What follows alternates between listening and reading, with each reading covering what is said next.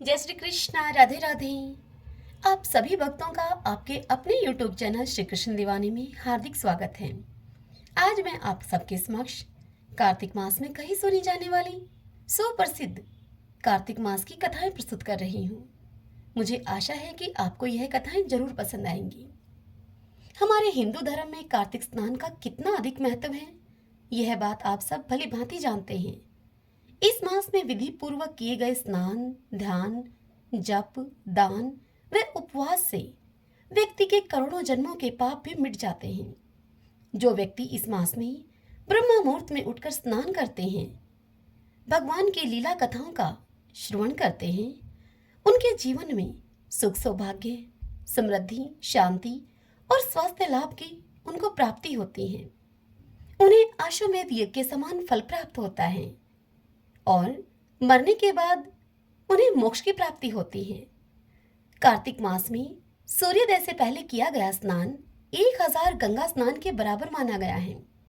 इस कार्तिक स्नान के फलस्वरूप देवी सत्यभामा ने भगवान श्री कृष्ण की अर्धांगिनी बनने का सौभाग्य पाया था, ऐसा हमारे शास्त्रों में वर्णन मिलता है। आइए भगतजनों, अब हम कार्तिक मास की पावन कथाओं का श्रवण करते हैं। सभी बोलिए विष्णु भगवान की जय।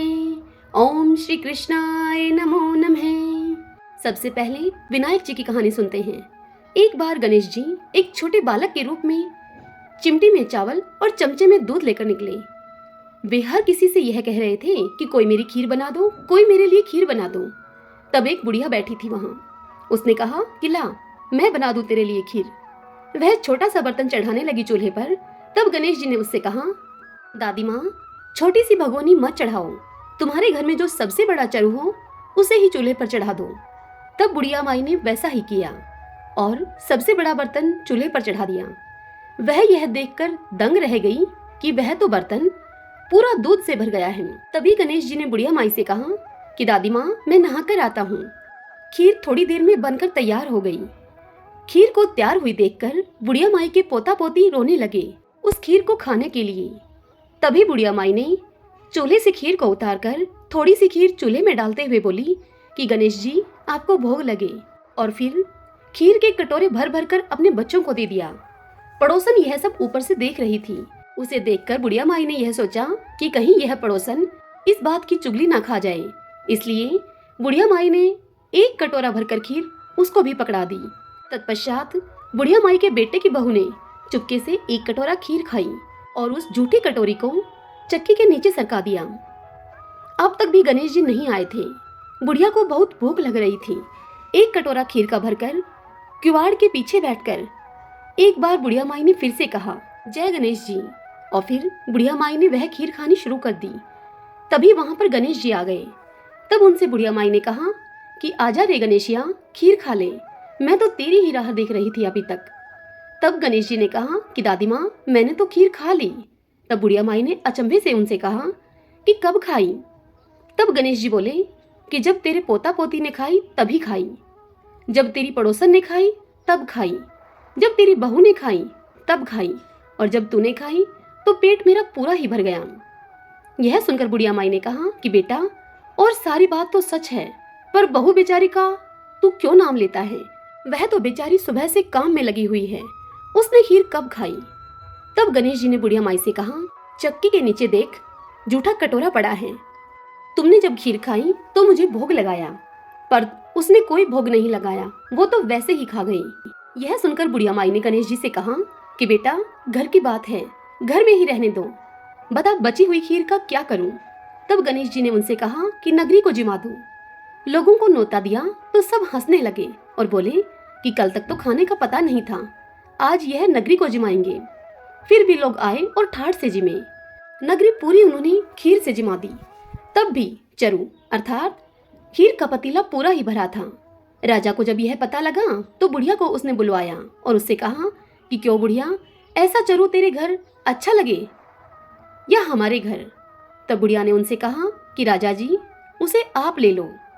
राजा जी ने खीर का चरु महल में मंगवा लिया। लाते ही खीर में कीड़े मकोड़े, बिच्छू और कंछले हो गए और उस खीर से दुर्गंध आने लगी। अब तब राजा जी ने बुढ़िया माई से कहा कि बुढ़िया माई, अपना चरु वापस ले जा। जा तुझे हमने दिया ये। तो बुढ़िया ने कहा कि राजा जी आप देते तो पहले भी कभी देते, यह चरा तो मुझे मेरे गणेश जी ने दिया है। बुढ़िया ने चरा वापस लिया, लेते ही सुगंधित खीर हो गई। घर आकर बुढ़िया ने गणेश जी से पूछा कि बची हुई खीर का मैं क्या करूं। तब गणेश जी ने बुढ़िया माई से कहा कि झोपड़े के कोने में खड्डा खोदकर तुम उसे गाड़ दो, उसी जगह सुबह उठकर वापस खोदोगी तो तुम्हें धन के 2 चरे मिलेंगे। ऐसा कहकर गणेश जी अंतर्ध्यान हो गए। जाते समय झोपड़ी के लात मारते गए और झोपड़ी के स्थान पर बुढ़िया माई का महल हो गया। बहू जब सुबह उठी तो उसने फावड़ा लेकर पूरे घर को खोद दिया, परंतु उसे कुछ भी नहीं मिला। बहू ने कहा कि सासू जी थारो गणेश जी तो झूठो है। सास ने कहा कि बहू मारो गणेश जी झूठो तो नहीं है, ला मैं देखती हूँ। वह सुई लेकर खोदने लगी तो टन टन करते 2 धन के चरे निकल आए। बहू ने कहा कि सासू जी गणेश जी तो साचे ही हैं। सास ने कहा कि गणेश जी तो भावना के भूखे हैं। हे मेरे गणेश जी, जैसा तुमने बुढ़िया माई को दिया वैसा सबको देना। कहानी कहने वाले, हुंकारा भरने वाले, कहानी सुनने वाले सभी को देना। सब बोलिए विनायक जी महाराज की जय। एक बुढ़िया थी, उसने शालिग्राम जी की सेवा ले रखी थी। कार्तिक मास में वो पुष्कर स्नान का विचार करके अपनी पड़ोसन के घर जाकर उससे बोली कि मैं पुष्कर जा रही हूँ, तू मेरे शालिग्राम जी को अपने पास रख ले। तब पड़ोसन बोली कि मुझे तो सेवा पूजा आती नहीं, बताओ कैसे पूजा करूंगी मैं उनकी। तब वह बुढ़िया बोली सवेरे इनको उठाना, नदी से लोटा भरकर पानी लाना, इस समय बगीचे से पुष्प और तुलसी लेकर आना, भगवान को जल और कच्चे दूध से नहलाना, चंदन लगाकर पुष्प चढ़ाना, तुलसी जी चढ़ाना, दूध का भोग लगाना, दोपहर को रसोई जो भी बने उसका भोग लगाना, शाम को दिया जलाना, ऐसे पूजा करना मेरे शालिग्राम जी की। और इस प्रकार वह पड़ोसन को सारी बात समझाकर पुष्कर स्नान करने के लिए चली गई। पड़ोसन ने बुढ़िया के कहे अनुसार वैसा ही किया, पर भगवान की थाली से भगवान जीमते ही नहीं थे, दूध पिया ही नहीं। यह देखकर वो चिंता में पड़ी और बोली कि भगवान आपकी मालकिन आएगी तो वो कहेगी कि मेरे भगवान को दुबला पतला कर दिया तुमने, अभी उसको आने में 1 महीना है। और फिर कहने लगी कि आप जिम ले हो तो मैं भी जिम लूं। शालिग्राम जी से इतनी बात कहकर वह अपने घर के कामों में लग गई। वह काम छोड़ छोड़कर बीच बीच में आकर शालिग्राम जी को देखती कि भगवान जी में हैं या नहीं। अब सुबह से शाम हो गई, भगवान ने भोजन नहीं जिमा तो वह भी भूखी ही बैठी रही। तब भगवान ने सोचा कि अब तो इसे दर्शन देने ही पड़ेंगे। छोटा सा मोर मुकुट पीतांबरधारी रूप लेकर पाटे पर बैठकर गाय का दूध पी लिया और जीम लिए। अब रोज ऐसा ही होता रहा। एक दिन भगवान ने कहा कि मैं गाय चरा लाऊं। उनसे पड़ोसन कहने लगी कि थोड़े दिन तो रहोगे, क्यों जाते हो। पर भगवान नहीं माने। हाथ में सोने की लाठी, कंधे पर हीरे मोती का पीतांबर डालकर गाय को चराने के लिए जाते। महीना अब इसी प्रकार बीत गया। बुढ़िया अब अपने घर पर वापस आई। स्नान ध्यान से निमटकर सोचा कि शालिग्राम जी को अब मैं लेकर आती हूँ, और वह यह सोचकर पड़ोसन के घर आई। पड़ोसन बोली कि शालिग्राम जी शाम को आएंगे, तब लेकर जाना। बुढ़िया शालिग्राम जी के लिए जिद करने लगी और अब उन दोनों में झगड़ा हो गया। वहाँ बहुत से लोग इकट्ठे हो गए। तब पड़ोसन बोली कि बुढ़िया को समझाओ कि जैसे इसने 1 महीना निकाला वैसे ही शाम तक और सब्र करे। किंतु बुढ़िया माई धरना देकर वहाँ बैठ गई। अब संध्या हुई तो भगवान गाय चराकर अपने घर आए। गायों को उनके स्थान पर छोड़कर भगवान मंदिर में विराज गए। यह देखकर पड़ोसन बुढ़िया से बोली कि ले जाओ तुम्हारे भगवान, और भगवान से बोली कि भगवान बुढ़िया को रूप दिखा दो, नहीं तो मेरे प्रति ये अविश्वास करेगी। यह सुनकर भगवान ने मोर मुकुट पीतांबरधारी हाथ में सोने की लाठी लेकर बुढ़िया माँ को दर्शन दिया। हे मेरे शालिग्राम भगवान, जैसे आपने अपने भोले भक्तों को दर्शन दिए, वैसे ही आपकी भक्ति करने वाले सभी को आप दर्शन देना। एक समय की बात है, कार्तिक में सभी औरतें तुलसी माता को सींचने के लिए जाया करती थी। सभी औरतें तो तुलसी माता को सींचकर घर पर वापस आ जाती, परंतु एक बुढ़िया माई वहां पर आती और तुलसी माता से कहती, हे तुलसी माता, सत की दाता, मैं बिरला सींचू तेरा तो कर निस्तारा मेरा। मुझे बहू दे, पीले रंग की धोती दे, मीठा मीठा ग्रास दे, बैकुंठ में वास दे, चटके की चाल दे, पटके की मौत दे, चंदन का काठ दे, अच्छा राज दे, दाल भात का जीवन दे, 11 का दिन दे और कृष्ण जी का कांधा दे। बुढ़िया माई का ऐसा कहने का रोज का नियम था। यह सुन सुनकर अब तुलसी माता सूखने लगी। जब तुलसी माता को सूखते हुए देखा, तब कृष्ण भगवान ने उनसे पूछा हे तुलसी, तुम सूख क्यों रही हो? तब तुलसी माता ने कहा कि मेरे मन की मत पूछो। तब भगवान बोले, अगर ये बात मैं नहीं पूछूंगा तो कौन पूछेगा? तब तुलसी माता ने कहा कि एक बुढ़िया माई रोज आती है और मुझसे यह बात कहकर जाती है, मैं उसे सब कुछ तो दे दूंगी, लेकिन कृष्ण जी का कांधा कहाँ से दूंगी?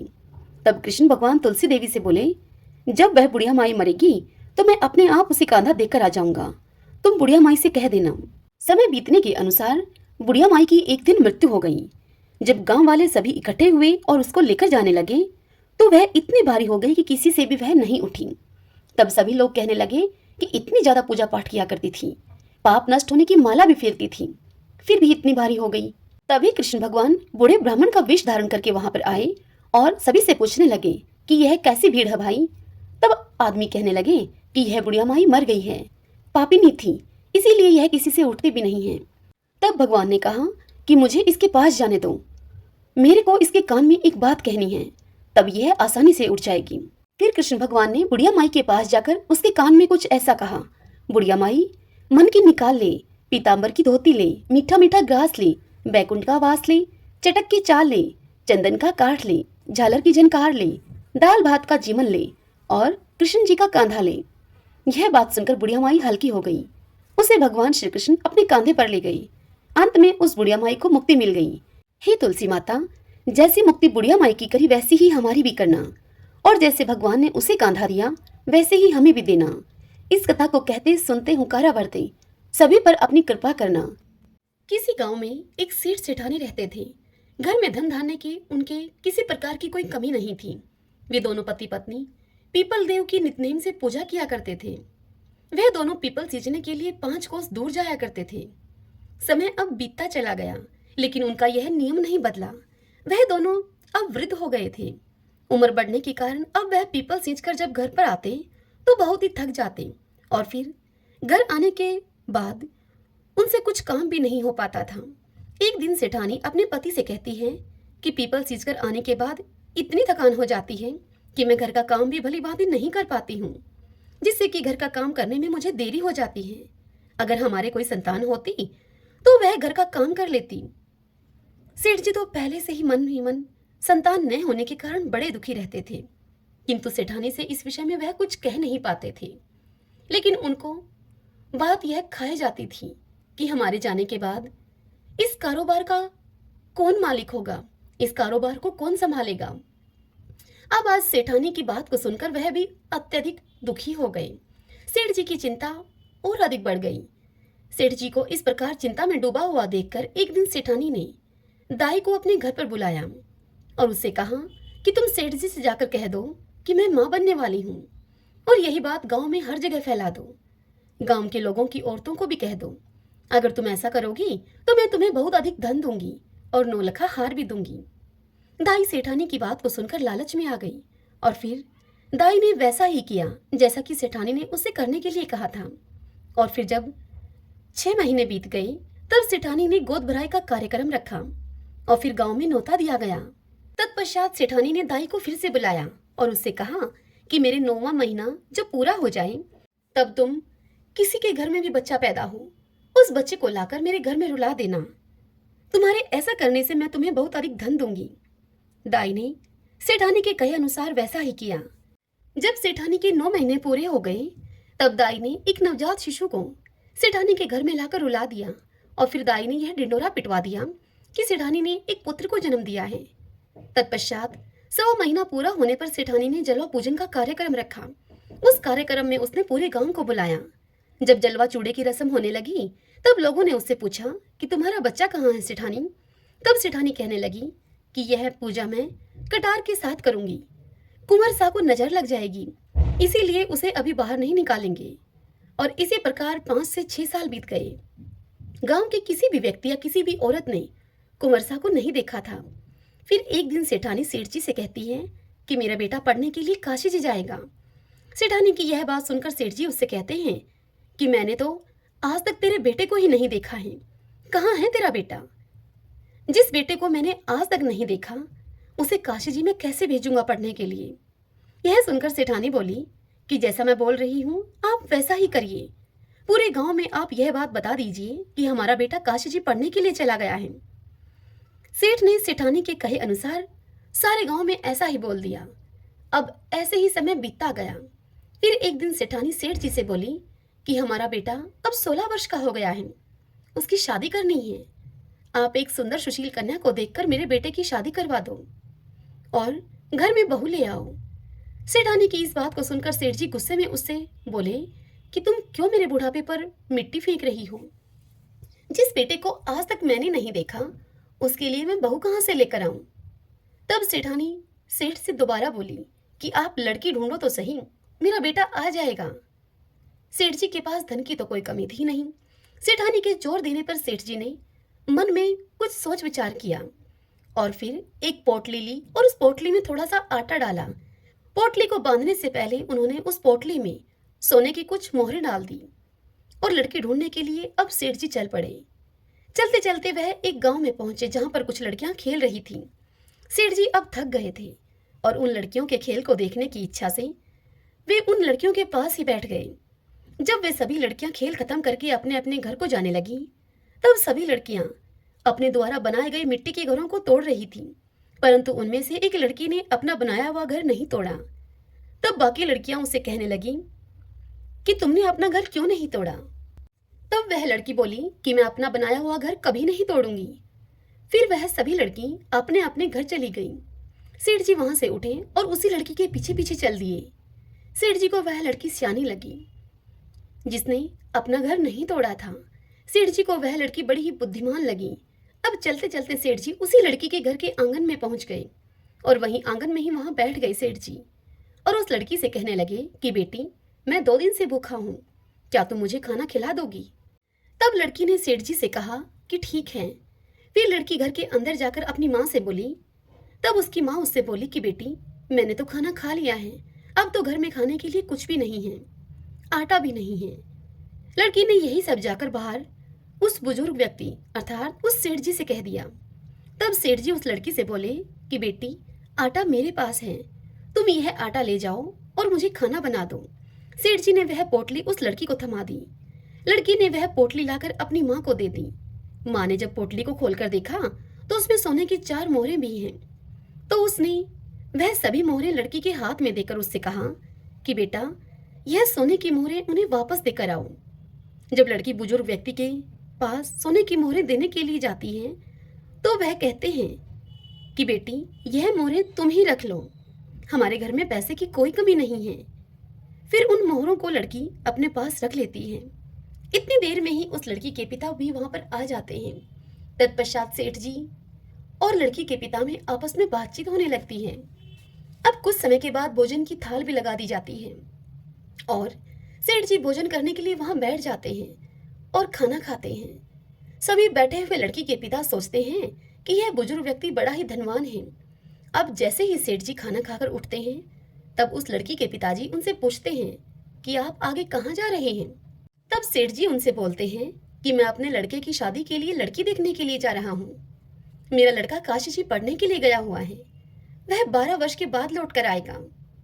यह सुनकर लड़की के पिता ने अपने मन में विचार किया कि यह व्यक्ति बड़ा ही धनवान है और लड़के की शादी कराने के लिए लड़की भी ढूंढ रहा है। क्यों ना मेरी लड़की का विवाह इसके लड़के से हो जाए। मेरी लड़की इनके घर में जाएगी तो बड़ा सुख पाएगी, राज रचेगी। यदि यह विवाह हो जाए तो कितना अच्छा हो। तत्पश्चात लड़की के पिता ने उस बुजुर्ग अर्थात उस सेठ जी से कहा कि यदि आपको ठीक लगे तो आप अपने बेटे का विवाह मेरी बेटी से करवा दीजिए। यह सुनकर सेठ जी बड़े ही खुश हुए और फिर एक नारियल और 1.25 रुपए का शगुन उस लड़की को दे दिया। तत्पश्चात सेठ जी लड़की के पिताजी से बोले, मेरा बेटा काशी जी पढ़ने के लिए गया है और वह 12 वर्ष के बाद लौट कर आएगा। तब लड़की के पिता ने कहा कि कोई बात नहीं है। तत्पश्चात सेठ जी ने घर जाकर सारी बात सेठानी को बताई। कुछ दिन बीत जाने पर सेठानी ने सेठ जी से कहा कि अब विवाह करा के उस लड़की को अपने घर पर ले आओ। तब सेठ जी उससे कहने लगे कि यही तो मन में चिंता का विषय है कि शादी कैसे होगी। तब सेठानी बोली कि शादी खांडे के साथ होगी। खांडा तलवार को कहा जाता है। तब सेठ जी फिर से लड़की के घर गए और वहां जाकर उनसे शादी के विषय में बात करते हुए कहते हैं कि मेरा बेटा अभी नहीं आ सकता, वह अभी काशी जी पढ़ने के लिए गया है। 12 वर्ष पूरे होने पर ही वह लौटेगा, अभी उसे आने में समय लगेगा। यदि आप राजी हो तो मैं अपने बेटे के स्थान पर यह खांडा रख दूंगा और यह शादी संपन्न हो जाएगी। पुराने जमाने में लोग ऐसे ही शादियां कर दिया करते थे। असली कीमत तो आदमी की वचन और जुबान की होती है। सेठ जी की बात को सुनकर लड़की के पिता ने खूब सोच विचार करके लड़की की शादी खांडे के साथ करवा दी। तत्पश्चात सेठ जी बहू को लेकर अपने घर को लौटे। सेठानी बहू को देखकर बड़ी खुश हुई, फूली न समाई। जब सेठ सेठानी पीपल सींचने के लिए जाते तो बहू पीछे से इस घर का सारा काम निपटा लेती और सेठ सेठानी के घर वापस आने पर वह बहू उनके लिए खाना बनाकर तैयार रखती थी और फिर उनके लिए खाना परोसती। तत्पश्चात वह बहू अपनी सास के पैरों की खूब मालिश करती और उनकी खूब सेवा करती और प्रेम के साथ उनके साथ उस घर में रहती। यह सब करते करते अब ऐसे ही 1 वर्ष बीत गया। फिर एक दिन जब सेठ सेठानी पीपल सींचने के लिए गए हुए थे तब उनके घर की आग बुझ गई। बहू जब आग लेने के लिए पड़ोस के घर में गई तब बहू ने पड़ोसन से जाकर कहा कि मुझे थोड़ी सी आग दे दो, मेरे सास ससुर आने वाले होंगे, मुझे उनके लिए जल्दी से खाना भी बनाना है। तब पड़ोसन ने उस बहू से पूछा कि तुम किसकी बहू हो। तब वह बहू कहने लगी कि मेरे पति काशी जी पढ़ने के लिए गए हैं। यह सुनकर पड़ोसन बहू से बोली कि सेठ सेठानी की तो कोई औलाद ही नहीं है, ये तुमसे झूठ बोल रहे हैं, ये तुझे ऐसे ही काम करने के लिए लेकर आए हैं। और इस प्रकार की बातें कहकर पड़ोसन ने उस बहू के कान भर दिए। फिर बहू ने घर आकर बिना मन के ही खाना बनाया, सारे जेवर उतार दिए और बिना श्रृंगार किए हुए पुरानी साड़ी पहन ली। जब सास ससुर पीपल सींचकर घर को लौटे तब उन्होंने देखा कि आज तो घर का कोई काम नहीं हुआ है। तत्पश्चात उन्होंने बहू से खाना मांगा। बहू ने खाना लाकर दिया। जब उन्होंने खाना खाया तो खाना बिल्कुल फीका था, बिल्कुल बेस्वाद खाना था, उसमें नमक मिर्च कुछ भी नहीं था। तब उन्होंने बहू से पूछा कि बहू आज क्या बात है, बहू आज खाना बिल्कुल फीका सा है। तब बहू ने उत्तर दिया कि आपको तो आज ही खाना फीका मिला है, मेरी तो पूरी जिंदगी ही फीकी है। तब सेठानी पूरी बात समझ गई कि आज इसके किसी ने कान भरे हैं, सब कुछ इसको बता दिया है। अब सेठानी सारी बात देखते समझते हुए चुप रहती है। फिर दूसरे दिन सेठ सेठानी पीपल सींचने के लिए जाने लगते हैं। तब बहू कहती है कि आपने मुझे 6 कोठों की तो चाबी दे रखी है, 7वें कोठे की चाबी मुझे क्यों नहीं दी है, मैं कौन सी बहू हूँ आपकी। तब सेठानी उससे बोली कि नहीं बेटा, ऐसी बात नहीं है, मैंने तो ऐसे ही यह चाबी तुम्हें नहीं दी थी। और फिर सेठानी 7वें कोठे की चाबी भी बहू को दे देती है और बहू को पड़ोसन से बात करने के लिए मना करती है। और फिर वह दोनों पीपल सींचने के लिए चले जाते हैं। अब पीपल सींचते समय भगवान विष्णु का नाम लेते रहे, वह माता लक्ष्मी का नाम लेते रहे। वह दोनों भक्ति भाव से भगवान विष्णु और माता लक्ष्मी की भक्ति, बार बार उनके नाम का उच्चारण करना, उन्हें भोग लगाना, यह तो उन दोनों की दिनचर्या का हिस्सा था। लेकिन उस दिन उनके मन में बहू के घर से जाने का डर भी था, उनकी आंखों में नमी थी और चिंता भी थी। वह बार बार बोल रहे थे कि भगवान आप ही हमारी लाज रखना। भगवान सदैव अपने भक्तों पर दयालु रहते हैं। वह भक्तों के दुखों में दुखी होकर स्वयं उसका निवारण करने के लिए आ जाते हैं। उधर सास ससुर के घर से जाते ही बहू जल्दी जल्दी काम निपटाकर पहले कोठे को खोलकर देखती है तो उस कोठे में, उस कमरे में खूब सुंदर सुंदर कपड़े थे। बहू उन कपड़ों को पहन पहन कर देखती है और खूब खुश होती है। इसी तरह बहू ने दूसरे कोठे को खोला, उसमें बहुत सुंदर सुंदर गहने भरे थे। अब बहू ने रोज रोज नए नए कपड़े गहने पहनना शुरू कर दिया। सास ससुर के आने से पहले वह उन कपड़ों और गहनों को उतार कर वापस रख देती थी। इसी तरह तीसरे कोठे में स्वादिष्ट व्यंजन थे। वह अपनी पसंद की मिठाइयाँ खाती और पूरा दिन खुश रहती थी। बहू ने जब चौथे कोठे को खोलकर देखा तो उसमें भांति भांति के अनाज रखे थे। पांचवें और छठे कोठे को खोलकर देखा तो उसने देखा कि उस कमरे में हीरे और जवाहरात थे। अब उस सेठानी की बहू इन्हीं सब चीजों में व्यस्त रहकर खूब खुश रहने लगी। लेकिन कुछ दिन के बाद वह इन सब चीजों से ऊब गई। फिर एक दिन उसने 7वें कोठे को खोलकर देखा तो उसमें उसने देखा कि वहां उस कमरे में एक पीपल का पेड़ था और एक मंदिर था। बहू उसी कमरे में बैठ गई। अब थोड़ी ही देर के बाद उस पीपल के पेड़ में से एक सुंदर सा लड़का निकलकर बाहर आया।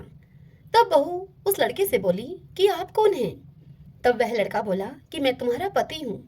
तब बहू ने उससे फिर पूछा कि आप तो काशी जी पढ़ने के लिए गए थे, आप इस कमरे में कैसे आ गए? तब वह लड़का बोला कि मैं तो अभी अभी आया हूँ, परंतु तुम माँ को कुछ मत कहना। उस बहू ने आज तक अपने पति को तो देखा ही नहीं था, और वह इसीलिए उस लड़के के कहने पर बहू ने उसे अपना पति मानकर उसके साथ हंसी ठिठोली करने लगी, उसके साथ बातचीत करने लगी। अब तो बहू हर रोज सास ससुर के पीपल सींचने के लिए जाते ही उसी सातवें कमरे में आकर बैठ जाती और अपने पति के साथ खूब समय बिताती। थोड़े ही समय के बाद अब वह बहू गर्भवती हो गई। तब सेठ सेठानी को भला बुरा कहने लगे और बोलने लगे कि अब मैं गांव के लोगों को क्या मुंह दिखाऊंगा, मेरा तो बुढ़ापा ही तूने खराब कर दिया। तब सेठानी बड़े प्यार से अपनी बहू से पूछती है कि बहू, यह किसका बच्चा है? तब वह बहू सेठानी से बोली कि माँ, यह आपके बेटे का है, वह काशी जी से अपनी पढ़ाई पूरी करके वापस लौट आए हैं। तब यह सुनकर सास ने कहा कि बहू, तूने तो मुझे आज तक इस बारे में कुछ बताया ही नहीं। तब वह बहू बोली कि माँ जी, आपके बेटे ने ही मुझे इस बारे में आपसे कुछ भी कहने के लिए मना किया था और मुझसे कहा था कि तुम माँ को कुछ मत बताना। तब सेठानी ने अपनी बहू से कहा कि कल जब तुम उससे मिलोगी तब उससे तुम कहना कि आपको मुझे सातवीं की चूड़ी पहनाने के लिए बाहर आना पड़ेगा। फिर बहू ने अगले दिन उस लड़की को यह सारी बात बता दी। तब लड़के ने कहा कि मैं जरूर आऊंगा। अब सास और बहू दोनों निश्चिंत हो गईं। सातवीं की चूड़ी पहनाने का कार्यक्रम रखा गया और पूरे गांव को बुलावा भेजा गया। उस कार्यक्रम में जब सारा गांव वहां पर उपस्थित था, बहू को वहां पर बिठाया गया। फिर क्या था, थोड़ी ही देर में वहां पर चर्चा होने लगी कि कहाँ है इनका बेटा, आज तक हमने तो कभी देखा नहीं है। तभी वहां पर 17-18 साल का एक नौजवान लड़का आया और बहू के पास आकर वह बैठ गया। गांव के सभी लोग उसे देखकर चौंक गए और उसे टकटकी लगाकर देखते ही रह गए और फिर कहने लगे कि यह लड़का तो कितना सुंदर है, यही कारण है कि सेठानी इसे छिपाकर रखती थी। तत्पश्चात कार्यक्रम जब पूरा हुआ, वह लड़का वापस जाने लगा। तब बहू ने उससे कहा कि आप कहाँ जा रहे हैं? तब वह लड़का बोला कि मुझे जाना पड़ेगा। जैसे ही वह लड़का सातवें कमरे में गया, बहू उसके पीछे पीछे गई। वह लड़का पीपल के पास पहुंचकर जैसे ही सांप की केचुली पहनने लगा, तब उस बहू ने तुरंत ही उस केचुली में आग लगा दी। आग लगने से लड़के के शरीर में अब जलन होने लगी। बहू ने लड़के के शरीर पर दूध डालकर उसकी जलन को शांत किया। फिर वह लड़का, बहू और सेठ सेठानी मिलकर एक साथ एक ही घर में रहने लगे। इस तरह उस लड़की के तेज भाग्य से सेठ सेठानी को अपना बेटा मिल गया। हे मेरे पीपल देवता, जैसी कृपा आपने उस लड़की और सेठ सेठानी पर की, वैसी ही कृपा आपकी यह कथा जो भी कहे, सुने, सुनाए और ओंकारा भरे, उन सब पर करना। सुनते हैं। एक गुजरी थी, उसने अपनी बहू से कहा कि बहू, तू दूध दही बेच आया कर। अब वह बहू दूध दही बेचने के लिए गई। कार्तिक का महीना था, वहां पर सभी औरतें पीपल सींचने को आती थीं। यह देखकर वह गुजरी भी वहां पर बैठ गई और उन औरतों से पूछने लगी, बहनों, तुम यह क्या कर रही हो? तब वह औरतें उससे बोली कि हम तो पीपल की पथवारी सींच रही हैं। तब उस गुजरी ने उनसे पूछा कि ऐसा करने से क्या होता है? तब उन औरतों ने गुजरी को बताया कि ऐसा करने से अनधन मिलता है, वर्षों का बिछड़ा हुआ पति मिलता है। यह सुनकर गुजरी ने कहा कि तुम तो पानी से सींच रही हो, मैं तो दूध दही से पथवारी को सींचूंगी। और फिर बहू दूध दही से पीपल पथवारी को सींचने लगी। बहू को ऐसा करते करते 1 महीना बीत गया। फिर एक दिन उसकी सास उससे कहती है कि बहू, अब तो दूध दही के पैसे ला कर दे। अब तो यह रोज का नियम ही हो गया था सास का। सास अपनी बहू से रोज कहती कि बहू, दूध दही के पैसे ला कर दे। फिर एक दिन बहू ने कहा कि जब कार्तिक का महीना पूरा हो जाएगा तब मैं ला दूंगी पैसे। और इस प्रकार उस बहू को पीपल पथवारी सींचते हुए कार्तिक का महीना पूरा हो गया। पूनम के दिन अर्थात पूर्णमासी के दिन गुजरी पीपल पथवारी के पास अब धरना देकर बैठ गई। पीपल ने उससे पूछा कि तू यहाँ पर क्यों पड़ी है? तब उस गुजरी ने कहा कि मेरी सास दूध दही के पैसे मांगेगी अगर मैं घर गई तो।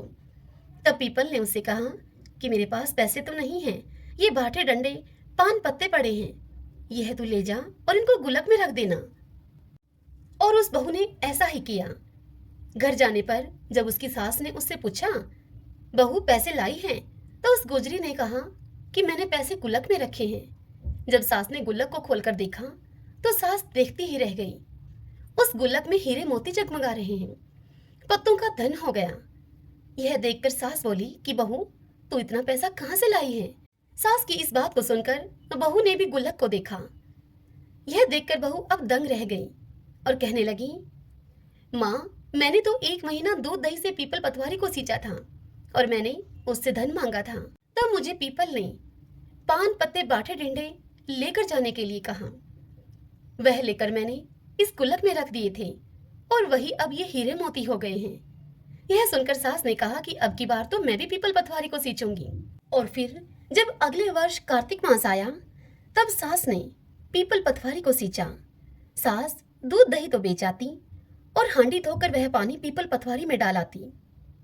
इस प्रकार करते हुए सास को अब 1 महीना बीतने वाला था। तभी एक दिन सास अपनी बहू से कहती है कि बहू, तुम मुझसे पैसे मांग। यह सुनकर बहू ने कहा कि माँ जी, क्या कभी बहू भी अपनी सास से कभी पैसे मांगती है? तो उसकी सास कहने लगी, नहीं, तुम मुझसे पैसे मांग। तो बहू ने सास से दूध दही के पैसे मांगे। सासू जी पीपल पतवारी पे जाकर अब धरना देकर बैठ गई। तो पीपल ने उसे डंडे पत्ते पान बाटे उसे दे दिए और उससे कहा कि इन्हें गुल्लक में ले जाकर रख दो। सास ने ऐसा ही किया। जब बहू ने गुल्लक को खोलकर देखा तब उसमें कीड़े और बिलाव चल रहे थे। यह देखकर गुजरी ने अपनी सास से कहा, माँ जी, यहाँ आइए, देखिए ये क्या है। तब सास देखकर दंग रह गई और बोली कि पीपल पतवार ने तुझे तो अंधन दिया है और मुझे ये कीड़े मकोड़े दे दिए। तब सभी बोले कि बहू ने तो सच से सींचा था और सास ने धन की भूख से सींचा था। इसीलिए हे पतवारी माता, जैसे बहू को दिया वैसे सबको देना और जैसा सास को दिया वैसा किसी को मत देना। एक छोटी सी लड़की थी, वह भी कार्तिक स्नान करने वालियों के साथ कार्तिक का स्नान किया करती थी।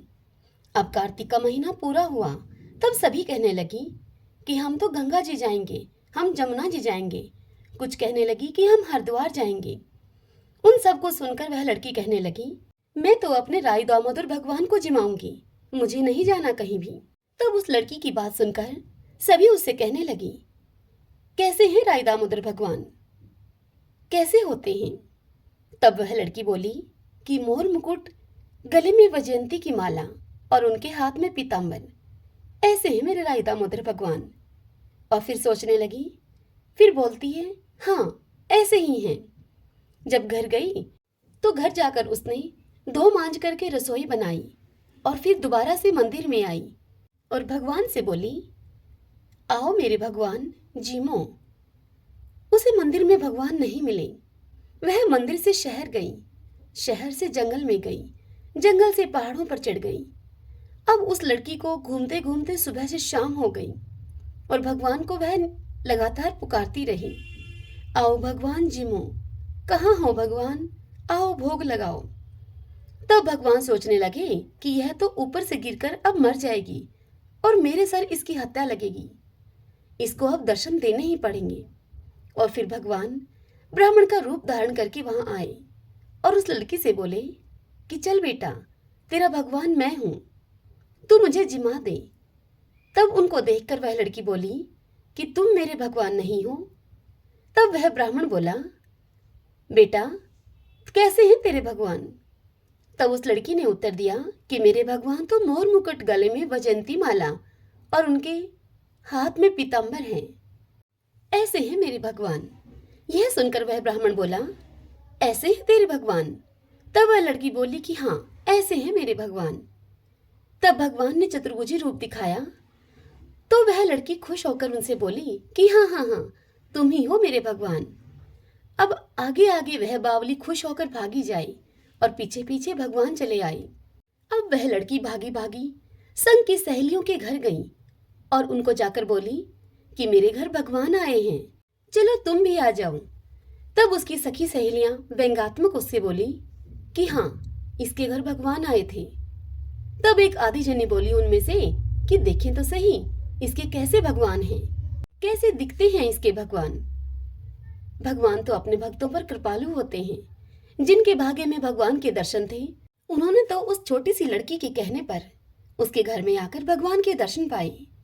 हे मेरे राई दामोदर भगवान, जैसे आपने उस लड़की को दर्शन दिए, उसकी प्यारी सखियों को दर्शन दिए, वैसे ही हमको भी देना। इस कथा को कहने वाले, सुनने वाले और हुंकारा भरने वाले सभी को अपने दर्शन देना।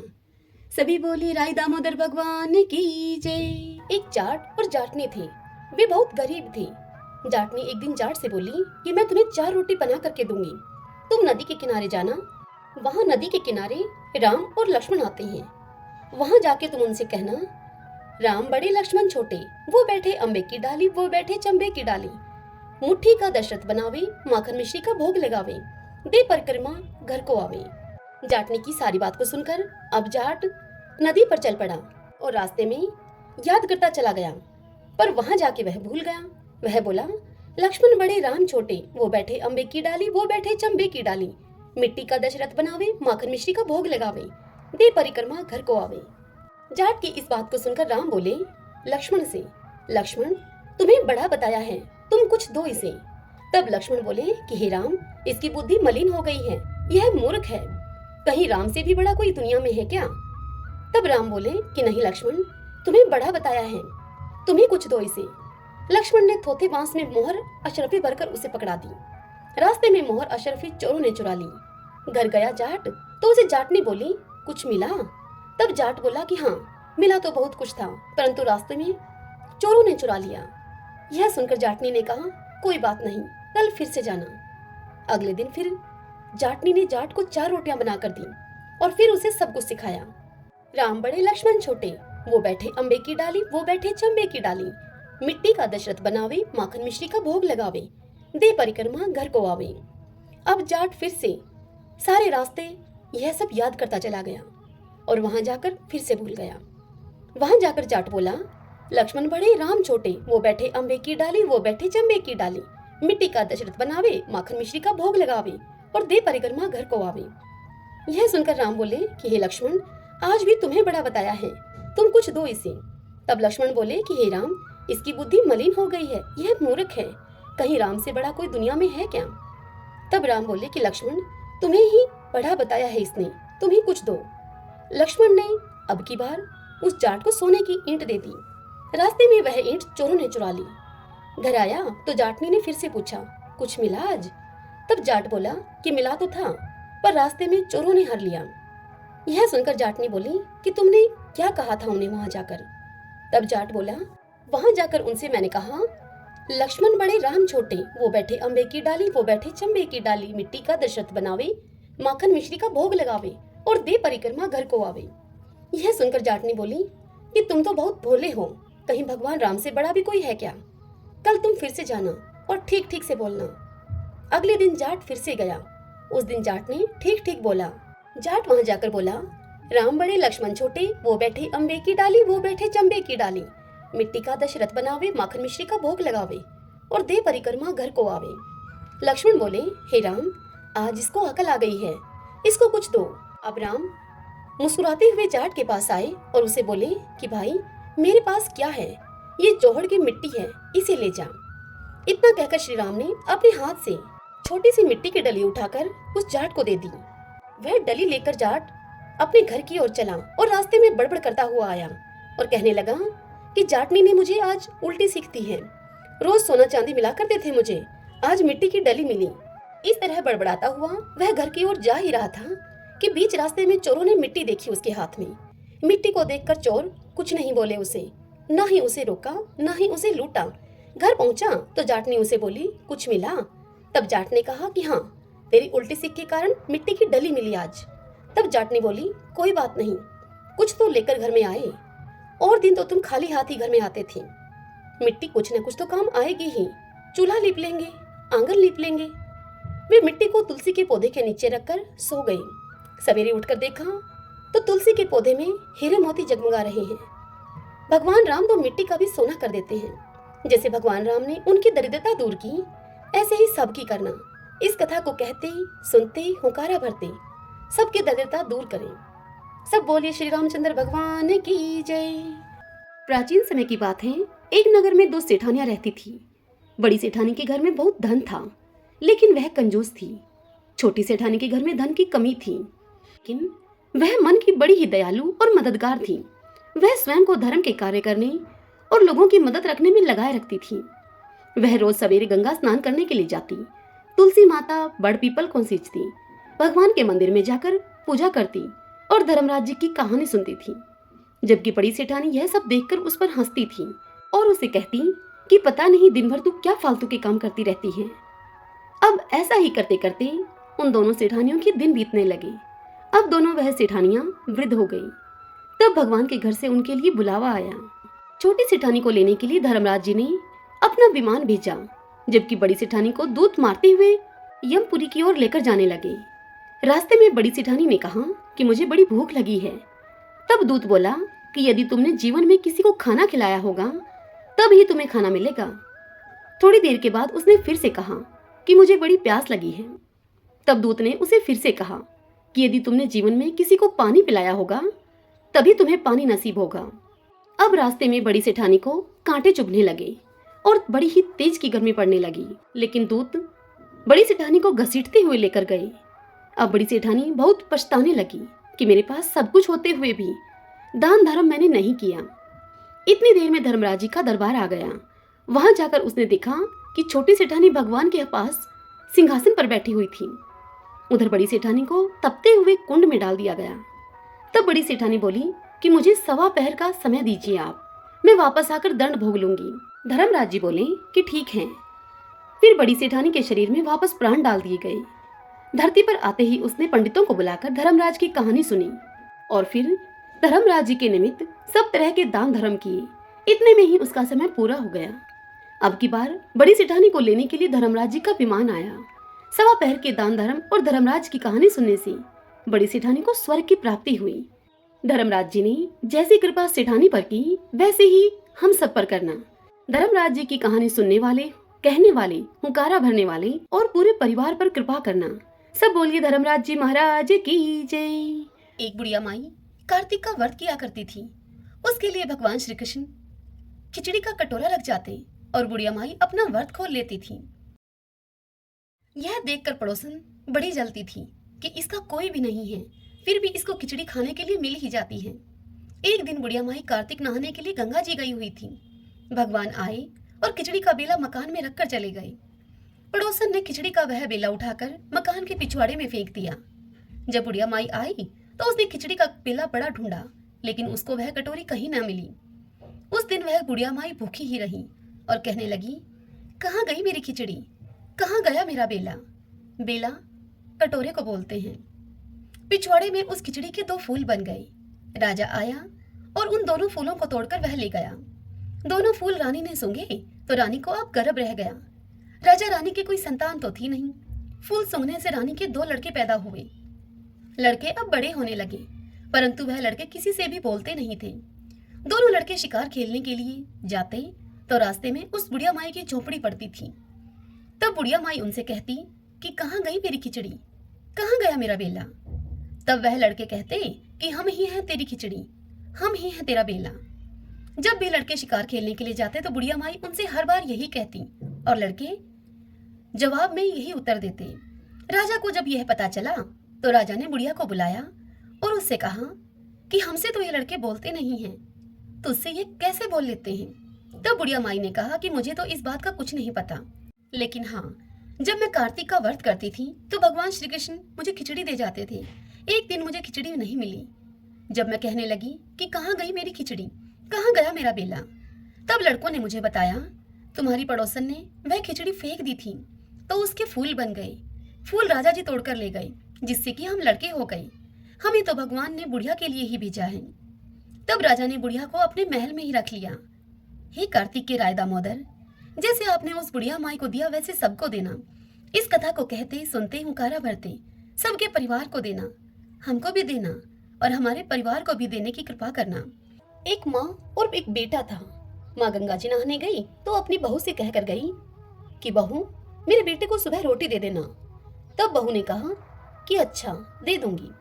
सुबह उठकर बेटा बोला कि माँ माँ रोटी दो। तब उस लड़के की बहू बोली कि ना माँ है ना रोटी, कुछ कमा के लाओगे तब रोटी दूंगी। तब वह बेटा बोला कि भाग्यवान, मैं तो कमाना जानता ही नहीं। लेकिन बहू नहीं मानी और जिद करने लगी। तब वह लड़का बोला कि अच्छा ठीक है, तुम मुझे 4 रोटी बनाकर दे दो और साथ में आम का अचार दे दो। तब उस बहू ने 4 रोटियां उसे बनाकर दे दी और वह रोटी लेकर कुएं की पाल पर जाकर बैठ गया और कहने लगा कि हे राम, मैं तो कमाना नहीं जानता। तदंतर भगवान ब्राह्मण का वेश बनाकर उसके समक्ष आए और उससे बोले कि तुम ऐसे उदास क्यों बैठे हो। तब वह बोला कि मेरी पत्नी ने कहा है कि कुछ कमा कर लाओगे तो रोटी मिलेगी, परंतु मैं तो कमाना नहीं जानता। तब ब्राह्मण रूप में आए हुए भगवान उससे बोले कि भैया, कमाना तो मैं भी नहीं जानता, हाँ, पर मैं 8 वारों का नेम जानता हूँ, जिससे कि तेरे अटूट भंडार भर जाएंगे। चावल के दाने और पानी की घंटी लेकर आ, ढके बर्तनों को उघाड़ो, औंधों को सीधा करो। तब ब्राह्मण ने कही और उसने सुनी। इतवार, सोमवार, मंगलवार, बुधवार, बृहस्पतिवार, शुक्रवार, शनिवार, 8 वारों का आसरा, भरियो पीहर सासरा, अटूट भंडार होते चले गए। फिर कहानी सुनकर लड़का अपने घर पहुंचा। तब उसे आया हुआ देखकर उसकी पत्नी बोली कि क्या लाए हो। तब उसने कहा कि 8 वारों का नेम लाया हूँ। तब पत्नी ने सोचा कि चलो कुछ तो लाया है। तब लड़के ने अपनी पत्नी से कहा, चावल के दाने और पानी की घंटी लेकर आ, औंधों को सीधा कर, ढकों को उघाड़। उसने कही और पत्नी ने वह कहानी सुनी। इतवार, सोमवार, मंगलवार, बुधवार, बृहस्पतिवार, शुक्रवार, शनिवार, 8 वारों का आसरा, भरियो पीहर सासरा, और उसके अब अटूट भंडार होते चले गए। अब वह अपनी पत्नी से बोला कि मैं बेटी के यहाँ जा रहा हूँ। वह फटे से कपड़े पहनकर बेटी के यहाँ गया। बच्चे बोले कि नाना आए, नाना आए। तब उसकी बेटी बोली कि कैसे वेश में आए हैं। तब उस बेटी के बच्चे बोले कि मैले वेश में आए हैं। तब बेटी उनसे बोली कि आए ही क्यों हैं? 2 दिनों की रोटी तोड़ने के लिए आए हैं बस। सच है, गरीबी सब कुछ कहला देती है। फिर उसने बेटी से जाकर कहा कि बेटी, 8 वारों की मेरी कहानी सुन लो तुम। तब उसकी बेटी ने उसे जवाब दिया कि पिताजी, मेरा मुंह जूठा है। और फिर उसका पिता भूखा ही सो गया।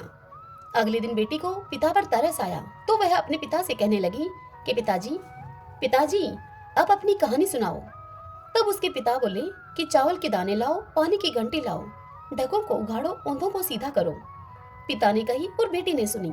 इतवार, सोमवार, मंगलवार, बुधवार, बृहस्पतिवार, शुक्रवार, शनिवार, 8 वारों का आसरा, भरियो पीहर सासरा। अब बेटी के घर में भी अटूट भंडार होते चले गए। अब बेटी भर भर के बायने बांटने लगी। तब उसकी पड़ोसन ने कहा कि तुम तो कह रही थी कि तुम्हारे पिताजी कुछ नहीं लाए, रीते खोखे आए हैं, फिर तुम ये भर भर के बायने कैसे बांट रही हो। तब वह बोली कि मेरे पिता तो खाली हाथ ही आए थे, ये तो 8 वारों की कहानी का फल है। तब पड़ोसन उससे कहने लगी कि अपने पिता से हमको भी कहानी सुनवा दो। तब लड़की ने अपने पिता से कहा। तब वह बोला कि आज तो मेरा मुंह जूठा है, कहानी कल सुना दूंगा मैं। अगले दिन उसके पिता ने पड़ोसन को 8 वारों की कहानी सुनाई तो अब तो पड़ोसन के भी खूब अटूट भंडार भर गए। हे मेरे भगवान विष्णु, जैसे आपने उस ब्राह्मण के 8 वारों की कहानी सुनने और सुनाने से सबके अटूट भंडार भरे, वैसे ही इस कथा को कहते, सुनते और हुंकारा भरते हुए सभी के अटूट भंडार भरना। तपसी लपसी की कहानी। तपसी लपसी की कहानी सभी व्रत कथा कहानियों का पूर्ण फल प्राप्त करने के लिए हर कथा कहानी के पश्चात जरूर सुने। और आज तो विशेष दिन है, चौथ माता का दिन है। आज इन कथाओं को सुनने का विशेष पुण्य मिलता है। एक तपसी था, एक लपसी था। तपसी तो भगवान की तपस्या करता था और लपसी सवासिर की लापसी बनाकर भगवान को भोग लगाता और लोटा हिलाकर जीम लेता था। एक दिन दोनों लड़ने लगे। लपसी बोला कि मैं बड़ा हूँ, तपसी बोला मैं बड़ा हूँ। इतने में ही नारद जी वहां पर आ गए और उनसे पूछने लगे कि तुम क्यों लड़ रहे हो। तब लपसी ने कहा कि मैं बड़ा हूँ और तपसी ने कहा मैं बड़ा हूँ। तपसी बोला कि मैं तो सारे दिन भगवान की पूजा करता हूँ। यह सुनकर नारद जी बोले कि मैं तुम्हारा फैसला कल कर दूंगा। दूसरे दिन तपसी नहा धोकर आ रहा था तो नारद जी ने 1.25 करोड़ की अंगूठी उसके आगे फेंक दी। जब तपसी ने यह देखा कि 1.25 करोड़ की अंगूठी उसके आगे पड़ी है तो उसने वह झट से अंगूठी उठाकर अपने बगल के नीचे, घुटने के नीचे दबा ली और तपस्या करने लग गया। उधर लपसी सुबह उठकर नहा धोकर 1.25 सेर की लापसी बनाकर भगवान को भोग लगाकर लोटा हिलाकर अब जिमने लगा कि इतने में ही नारद जी वहां आ गए और फिर नारद जी ने दोनों को अपने पास बुलाकर बिठाया। तब दोनों ने पूछा कि बताइए महाराज, हम दोनों में से कौन बड़ा है। तब तपसी बोला कि मैं बड़ा हूं। तब नारद जी ने कहा कि तू हाथ उठा। हाथ उठाया तो 1.25 करोड़ की अंगूठी निकली। तब नारद जी तपसी से बोले कि ये अंगूठी तो तब से तुमने चुराई है, इसीलिए तुम्हारी तपस्या अब भंग हो गई, इसीलिए अब लपसी बड़ा है। तपसी बोला कि महाराज, मेरी तपस्या का फल मुझे कैसे मिलेगा। तब नारद जी उसे बोले कि तेरी तपस्या का फल कार्तिक नहाने वाले तुझे देंगी। सभी कथा कहानियों को कहकर तेरी कहानी ना कहेंगी तो कार्तिक का फल उनका खत्म हो जाएगा और वह पुण्य फल तुझे मिलेगा। सभी बोलिए कार्तिक भगवान की जय। ओम नमो भगवते वासुदेवाय। आशा करती हूँ आपको यह सभी कथाएं पसंद आई होंगी। यदि ऐसा हो तो इस वीडियो को आप लाइक करें और कमेंट बॉक्स में विष्णु भगवान की जय लिखिएगा। जय श्री कृष्णा। राधे राधे।